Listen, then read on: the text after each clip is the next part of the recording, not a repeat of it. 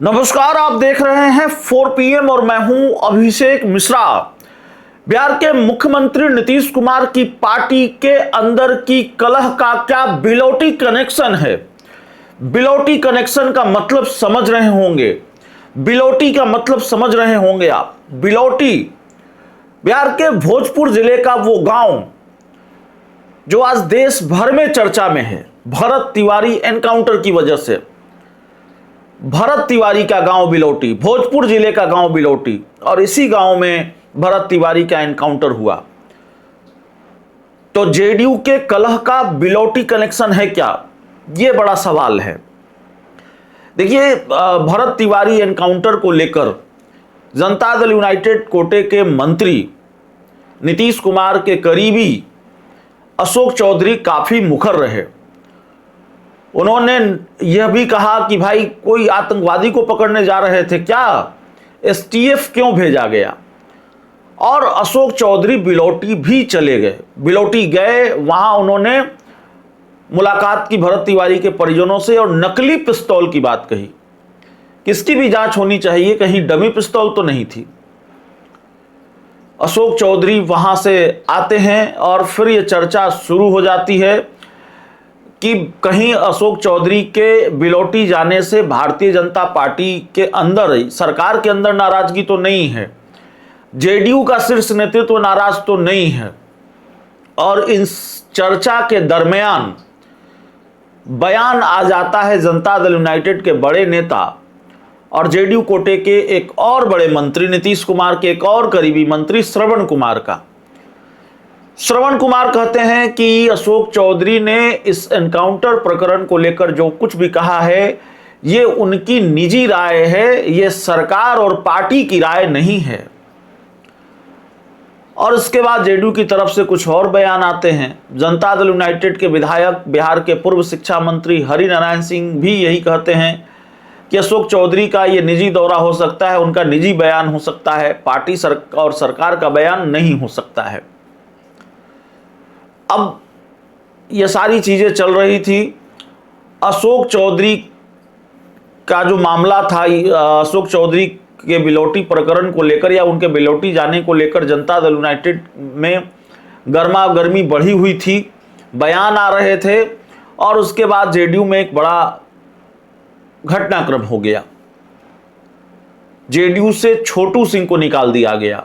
वो छोटू सिंह जिनके बारे में माना नहीं जा सकता था कि भाई जेडीयू इतनी बड़ी कार्रवाई छोटू सिंह पर करेगी। नीतीश कुमार के साथ साए की तरह दिखने वाले छोटू सिंह, अशोक चौधरी के साथ साए की तरह दिखने वाले छोटू सिंह, और उनको पार्टी से बाहर का रास्ता दिखा दिया गया। बड़ी कार्रवाई, कोई कारण बताओ नोटिस नहीं दिया गया। उसके बाद कोई निलंबन की कार्रवाई नहीं हुई, बल्कि सीधे 6 साल के लिए पार्टी से निष्कासित कर दिया गया। अब छोटू सिंह अशोक चौधरी के करीबी, तो यह भी कनेक्शन जोड़ा गया कि भाई कहीं बिलौटी गए थे अशोक चौधरी के साथ, इस वजह से तो कार्रवाई नहीं हुई। कोई दूसरी वजह भी रही होगी, मैं ये नहीं कहता कि इसी वजह से कार्रवाई हुई।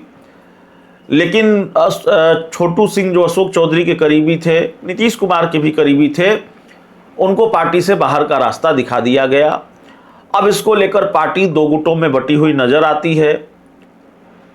अशोक चौधरी, माफ कीजिएगा, छोटू सिंह को लेकर अनंत सिंह कहते हैं कि कार्रवाई हुई है, लेकिन पार्टी को यह फैसला वापस लेना चाहिए, छोटू सिंह को पार्टी में वापस लिया जाना चाहिए।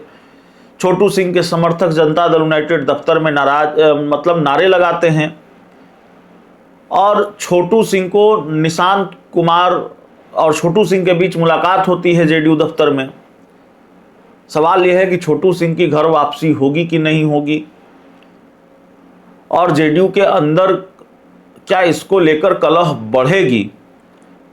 छोटू सिंह भी शांत बैठने वाले नहीं हैं, और एक तरह से उन्होंने बहुत सधे अंदाज में सही, लेकिन मोर्चा खोल ही रखा है उन्होंने।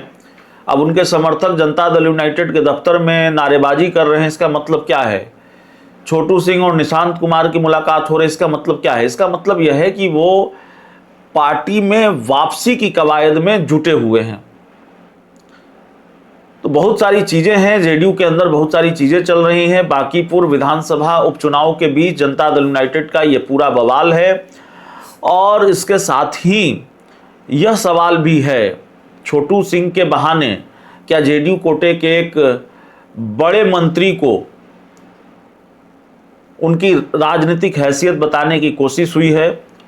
छोटू सिंह के बहाने क्या ये मैसेज देने की कोशिश हुई है संजय झा की तरफ से, उमेश कुशवाहा की तरफ से, ललन सिंह की तरफ से? यही लोग हैं जो जनता दल यूनाइटेड के बॉस हैं।